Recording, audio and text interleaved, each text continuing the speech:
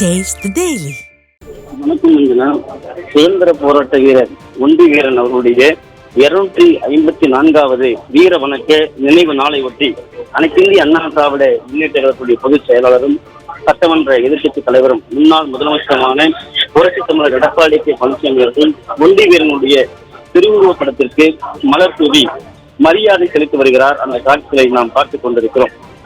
மக்களை காப்போம், தமிழகத்தை மீட்போம் என்ற புரட்சி பயணத்தில் இன்றைக்கு ராணிப்பேட்டை மாவட்டம் ஆற்காடு பகுதியிலே நேற்றைய தினம் பல்லாயிரக்கணக்கான மக்கள் மத்தியிலே அனைத்திந்திய அண்ணா திராவிட முன்னேற்ற கழகத்துடைய பொதுச் செயலாளர் புரட்சி தமிழர் எடப்பாடி கே பழனிசாமி அவர்கள் எழுச்சி உரையாற்றினார். இன்றைக்கு தொடர்ந்து ராணிப்பேட்டை, அதே போன்று சோளிங்கர், அரக்கோணம் உள்ளிட்ட சட்டமன்ற தொகுதிகளிலே பல்லாயிரக்கணக்கான மத்தியிலே எழுச்சி உரை ஆற்றவிருக்கிறார். இந்த நிலையில் இன்றைக்கு ராணிப்பேட்டை மாவட்டம் ஆற்காடு பகுதியில் அலங்கரித்து வைக்கப்பட்டிருந்த மலர்களால் அலங்கரித்து வைக்கப்பட்டிருந்த ஒண்டி வீரனுடைய திருவுருவப் படத்திற்கு அனைத்திந்திய அண்ணா திராவிட முன்னேற்ற கழகத்துடைய பொதுச் செயலாளர் புரட்சி தமிழர் எடப்பாடி கே பழனிசாமி அவர்கள் மலர் தூவி மரியாதை செய்தார். ஒண்டி வீரன் உடைய வீரமும் விவேகமும் சுதந்திர போராட்டத்தின் மிகப்பெரிய அடையாளம். திருநெல்வேலி மாவட்டத்தில் பொதிகைமலையை தலைமையிடமாக வைத்து ஆட்சி செய்த சிற்றரசர் தொழில் முற்றப்பட்டவராய் திரு நீலகண்ட பகலை உழைப்பவருடைய வழிவந்தவர் ஒண்டி வீரன். தென்காசி மாவட்டம் சங்கரன் கோவில் ஒன்றியம் நிற்கட்டும் சேவல் கிராமத்தில் செல்லையா பகடை கருப்பாயி தம்பதிக்கு 8வது மகனாக 1710 பிறந்தவர் ஒண்டி வீரன்.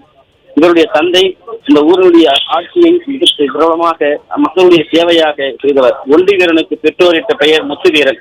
நெல்லை சீமையை 18ஆம் நூற்றாண்டில் துவக்கத்தில் நாயக்கர்கள் ஆண்டபோது அவர்களை வீழ்த்தி ஆற்காடு நவாபுகள் ஆண்டனர். அவர்களுக்கு வாரிசு உரிமை போர் அடிக்கடி நடந்தது.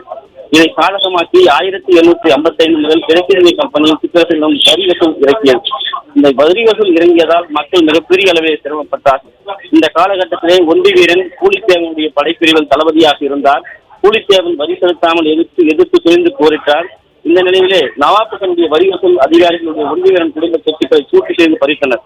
அப்பொழுது கடந்த 1755 ஆற்காடு நவாபுடைய படையும் கிழக்கிந்திய கம்பெனி படையும் நெற்கட்டும் சேவலில் போரிட்டன. போரில் ஒண்டி வீரன் படை வீரத்துடன் எதிரிகளை விரட்டி அடித்தது. அதனால் ஆத்திரமுட்ட கிழக்கிந்திய கம்பெனி படைகள் கங்கை கொண்டான், ஆழ்வார்குறிச்சி, நெற்கட்டும் சேவல், ஊத்துமலை, சுரண்டை, வாசுதேவநல்லூர் உள்ளிட்ட இடங்களில் அடிக்கடி போரிட்டு அந்த மக்களுக்கு தொல்லை கொடுத்தனர். குறிப்பாக ஒண்டி வீரன் படையை முறியடித்து 1770 மற்றும் 1771 களக்காடு, கங்கை கொண்டான், ஸ்ரீவில்லிபுத்தூர், தென்மலை உள்ளிட்ட இடங்களில் நடந்த போர்களில் கடுமையாக போராடி பிரிட்டிஷ் படையை துரத்தி அடித்தார் ஒண்டி வீரன். தனது கையை இருந்த பின்னும் வெற்றியை நிலைநாட்டிய ஒண்டி வீரனை மதித்து போற்றுகிறது தமிழகம். புலித்தேவன் அதன் நன்றி கடனாக மறைந்த பிறகும் குழந்தைகளின் பாதுகாப்பாயும் பொறுப்பாகவும் ஒண்டி வீரனை ஏற்றுக்கொண்டு வீரத்தோடும் விவேகத்தோடும் அது சுதந்திர போராட்டத்துடைய மிகப்பெரிய வீரனாக அந்த அடையாளத்தோடு விளங்கினார்.